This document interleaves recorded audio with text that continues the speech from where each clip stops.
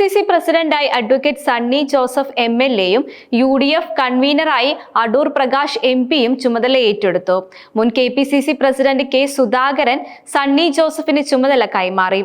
KPCC working പ്രസിഡന്റുമാരായി PC Vishnunath MLA, AP Anilkumar MLA, Shafi Parambil MP എന്നിവരും സ്ഥാനമേറ്റെടുത്തു. KPCC ആസ്ഥാനത്ത് മുതിർന്ന നേതാക്കളുടെ സാന്നിധ്യത്തിൽ നടന്ന ചടങ്ങിലാണ് ചുമതല ഏറ്റെടുത്തത്. പ്രതിപക്ഷ നേതാവ് VD Satheesan, AICC general secretary KC Venugopal, മുൻ KPCC അധ്യക്ഷന്മാർ, MP-മാർ, MLA-മാർ ഉൾപ്പെടെയുള്ളവർ ചടങ്ങിലെത്തി. കേരളത്തിന്റെ ചുമതലയുള്ള ജനറൽ സെക്രട്ടറി ദീപാദാസ് മുൻഷി, മുൻ UDF convener MM Hasan, VM Sudheeran, K. Muraleedharan, Ramesh Chennithala തുടങ്ങിയ മുതിർന്ന നേതാക്കളെല്ലാം തന്നെ ചടങ്ങിൽ സന്നിധരായിരുന്നു. തദ്ദേശ സ്വയംഭരണ സ്ഥാപനങ്ങളിലേക്കുള്ള തിരഞ്ഞെടുപ്പ് വരാനിരിക്കെയാണ് KPCC തലത്ത് അഴിച്ചുപണികൾ നടക്കുന്നത്. നിലവിൽ UDF കൺവീനറായ MM ഹസൻ, വർക്കിംഗ് പ്രസിഡന്റുമാരായ കൊടിക്കുന്നിൽ സുരേഷ്, TN പ്രതാപൻ, T. സിദ്ദീഖ് എന്നിവരെ പദവിയിൽ നിന്നും നീക്കിയാണ് പുതിയ നേതൃത്വത്തെ പ്രഖ്യാപിച്ചത്. കോൺഗ്രസിന് കിട്ടിക്കൊണ്ടിരുന്ന കത്തോലിക്ക വോട്ടുകൾ BJP ചോർത്തുകയും AK ആന്റണിയെയും ഉമ്മൻചാണ്ടിയെയും പോലെ ക്രിസ്ത്യൻ നേതാക്കൾ കേരളത്തിന്റെ തലപ്പത്ത് ഇല്ലാതിരിക്കുകയും ചെയ്തതാണ് KPCC പ്രസിഡന്റ് പദവിയിലേക്ക് ക്രിസ്ത്യൻ സമുദായത്തിൽ നിന്നുള്ള നേതാവിനെ കൊണ്ടുവരുന്നതിന് വഴിവെച്ചത്. ചുമതലയേൽക്കുന്നതിന് മുമ്പായി പുതിയ KPCC നേതൃത്വം മുതിർന്ന കോൺഗ്രസ് നേതാവ് AK ആന്റണിയെ സന്ദർശിച്ചിരുന്നു. Sunny Joseph, Shafi Parambil, PV Vishnunathan, AV Anilkumar, UDF convener Adoor Prakash എന്നിവരാണ് AK ആന്റണിയുടെ വീട്ടിലെത്തി അനുഗ്രഹം വാങ്ങിയത്. UDF-ന്റെയും കോൺഗ്രസിന്റെയും ശക്തിപ്പെടുത്തലിനോടൊപ്പം എല്ലാ ജനവിഭാഗങ്ങളെയും കൂട്ടിയിണക്കാൻ കഴിഞ്ഞാൽ സണ്ണി ജോസഫിന് മികച്ച വിജയം നേടാനാകുമെന്ന് AK ആന്റണി ആശംസിച്ചു.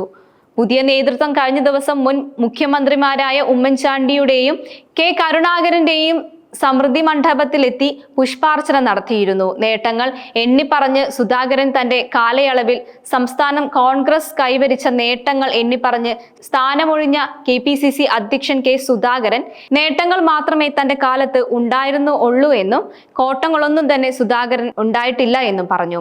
2021 KPCC പ്രസിഡന്റ് ആയത് മുതൽ പാർട്ടിയെ ശക്തിപ്പെടുത്താനും ജനകീയമാക്കാനും തനിക്ക് കഴിഞ്ഞുവെന്നും വിശ്വസിക്കുന്നു. അധ്യക്ഷനായിരുന്ന കാലയളവിൽ നടന്ന എല്ലാ തെരഞ്ഞെടുപ്പിലും മികച്ച വിജയം നേടാൻ സാധിച്ചിരുന്നു. മുന്നോട്ട് പോയിക്കോളൂ. എന്റെ കാലയളവിൽ നേട്ടം മാത്രമാണ് എനിക്ക് ഉണ്ടാകാൻ സാധിച്ചിട്ടുള്ളൂ. കോട്ടം ഒന്നും തന്നെ ഉണ്ടായിട്ടില്ല. അത് വെട്ടിത്തുറന്ന് പറയാനുള്ള നട്ടൽ എനിക്കുണ്ട്.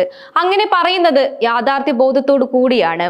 ലോക്സഭയിൽ 18 സീറ്റ് നേടാൻ കഴിഞ്ഞതിനപ്പുറം ചരിത്രത്തിലെ ആദ്യമായി ഒരു മുന്നണിക്ക് 20 ലക്ഷത്തിൽ അധികം ഭൂരിപക്ഷം നേടാനായി.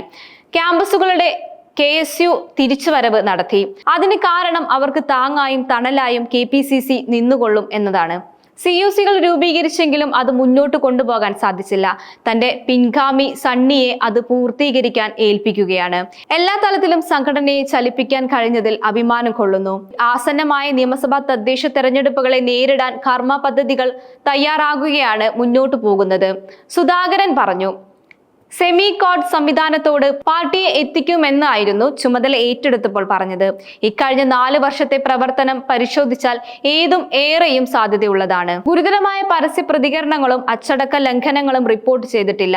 KPCC നിർദ്ദേശിച്ച എല്ലാ പാർട്ടി പരിപാടികളും നടന്നത് സെമി കേഡർ സംവിധാനത്തിന്റെ ഫലമായാണ് സുധാകരൻ കൂട്ടിച്ചേർത്തു. കോൺഗ്രസിനകത്ത് ഗ്രൂപ്പ് കലാപം ഇല്ലാതെ പോയത് നമ്മുടെ ഐക്യത്തിന്റെ കരുത്താണ്. പ്രവർത്തകരാണ് എന്റെ ശക്തി.